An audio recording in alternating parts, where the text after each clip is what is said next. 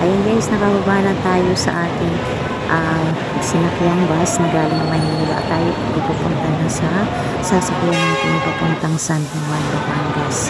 Ayun, maraming makikita ninyo, maraming mabibili dito mga pasalubong para sa ating pamilya. Mamili na lamang kayo kung ano yung bibili. Ang pambili lamang ang ihanda natin. Ayan, nandito po parang madiyata ang ating babaan at ang mga nandito mga sasakyan pabalik ng Manila.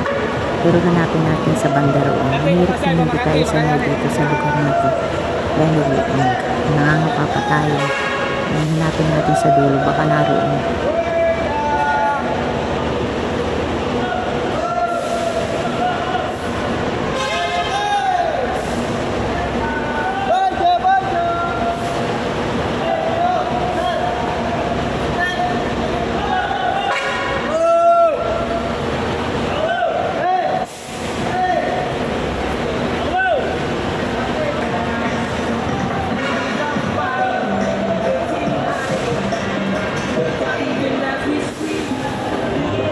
Dito rin nga po sa kabilang panig ay napakarami ng mabibiling pasalubong, pero bibili din tayo ng para sa sa dadat nga natin.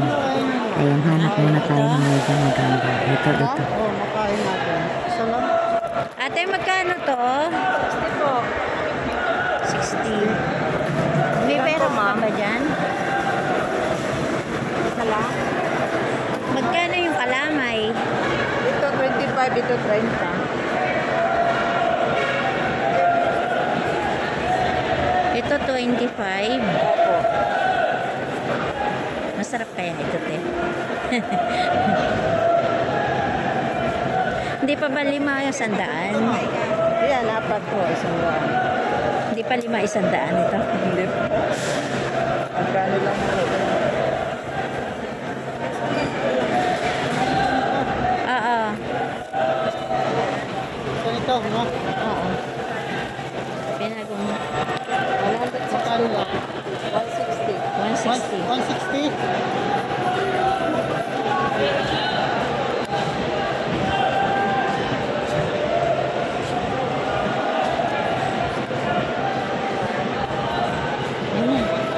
Ilan 10? Magkano yung pakumbo? Ay, 65 din mo. 65 din. Kaya nakabili na po tayo ng ating kakainin sa sasakyan, tsaka yung kaunting pasalubong po sa ating darating din sa bahay. Ayan, sa iba na lang ulit tayo pipili tayo ng ibang maganda. Talagang sa mga tindahan ng mga pasalubong dito sa Batangas, hindi mawawala talaga yung kalamay at saka yung panutsa, yung mani. Ay, wala tayong tubig. Bili kang tubig. Sa 80, Bili tayong tubig. Magkano tubig? Ito po, 20 mama, malamig. Oo. Ito na lang pa. Malamig pa. 20. Po, 20.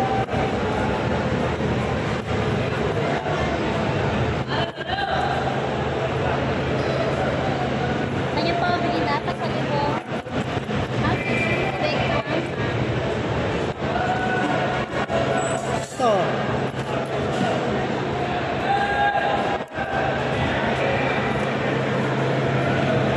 Tara doon sa dulo, baka naroon ang ating sasakyan pa San Juan. Hanapin natin doon.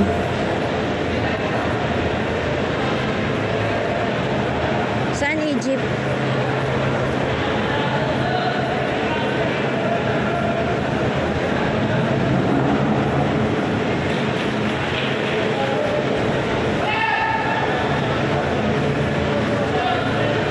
Ito, San Juan.